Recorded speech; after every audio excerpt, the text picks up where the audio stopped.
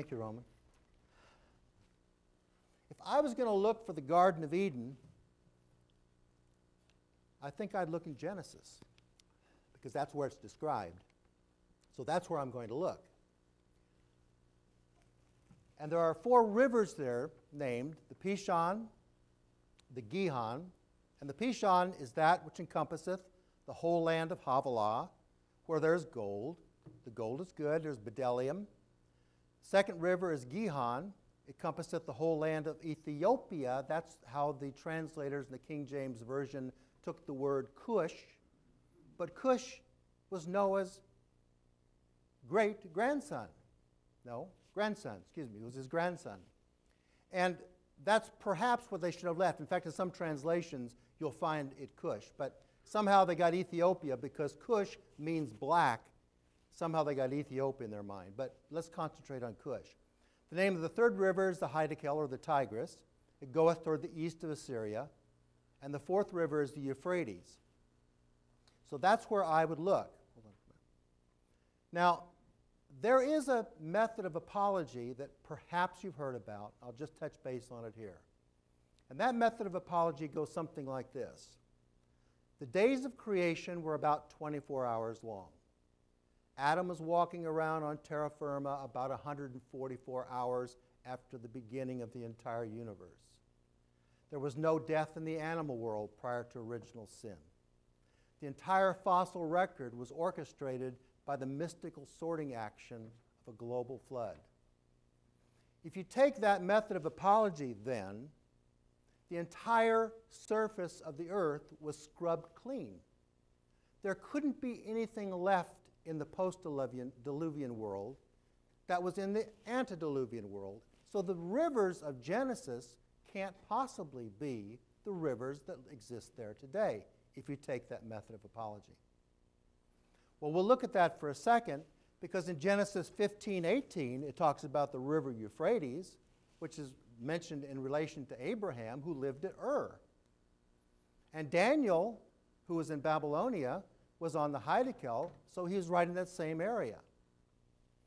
Well, they will say, okay, what happened was the rivers were renamed. So the rivers don't exist any longer, but naturally they picked the same names as rivers that once did exist.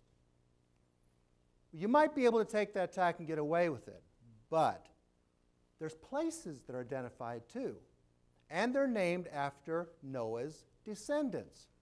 There is Cush, who's, as I said, his grandson. Assyria is named after Ashur of Genesis 10:11. And Havilah is his great-grandson. These people didn't exist before the flood.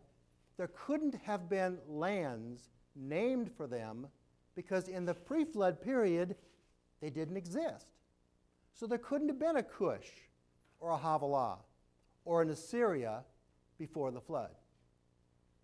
So if you ever meet somebody or talk to somebody who uses that method of apology, point them to this, because it's right in Genesis, and it drives a big, long coffin nail in that method of apology. All right, this is a map, okay?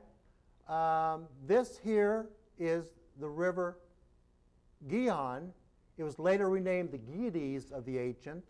It's now called the Karkay, and it goes up towards Iran. And you'll see, right out of Google, I picked Khuzestan, and it still exists there today, and that's where the river comes from. Now you see this is the area of Sumer. This is the area of Akkad, okay? This is Eridu that we talked about. Here comes the Hiddekel, Tigris, which goes east of Assyria, just as described. Of course, there's the Euphrates. Now, when you get to the Pishon, it's a little more difficult. The Pishon does not exist anymore as a river. Now, this comes out, this is a quote from the Garden of Eden, A Modern Landscape. This is an article in Perspectives on Science and Christian Faith. And it says this: there is no river flowing from the western mountains of Saudi Arabia down to the head of the Persian Gulf today, but there is evidence that such a river did flow there sometime in the past. Only 4 inches of rain now fall in Saudi Arabia, but during the period from about 10,000 to 6,000 years ago, the climate was much wetter than it is today. Even as late as 3500 BC, ancient lakes are known to have existed in the empty quarter of Saudi Arabia, which is today the largest sand desert in the world. A somewhat drier but still moist phase existed from about 4000 to 2350, followed by a more arid phase from about the time of Abraham. The rivers dried up. So this was originally identified by Landsat photos. This is the area of the Persian Gulf. This now is a dry riverbed. This is a sandbar, and it comes right out of Saudi Arabia, where there is onyx, bdellium. Here's more onyx stone, and the gold in Saudi Arabia was famous in those days. And Cush begat Nimrod. The beginning of his kingdom was Babel and Erech and Akkad and Calneh in the land of Shinar. Just take you right back for a second. Just one more time. Here's the Persian Gulf as it existed in those days by the outline. Here's Urdu. Here's Abraham's hometown of Ur. This is El Ubaid that I talked about. Here's Uruk, the Sumerian Uruk, the biblical Erech, which could have been a corruption of Enoch, the city that Cain named after his son. Here is Shurappak, and that's significant because this is the home of one who is very similar to Noah, probably is Noah. One more time, and I won't belabor this. Again, now I've cut it out. Here's Eridu. Here's where the old river used to flow, the Pishon. Here's the Gihon. Here's the Tigris. Here's the Euphrates. Where would we look for the Garden of Eden? Well, I would look right here at Eridu, because Eridu is a wonderful place for a Garden of Eden. First of all, it's right on the Persian Gulf. Good place to do some fishing. There was an irrigation canal that they dug right off of the Euphrates River in order to give them water for their livestock and their crops. It took the invention of irrigation to bring this land into its fertility. Irrigation did not exist in the old Stone Age. Back to Genesis for a moment. And the Lord God had not caused it to rain upon the earth.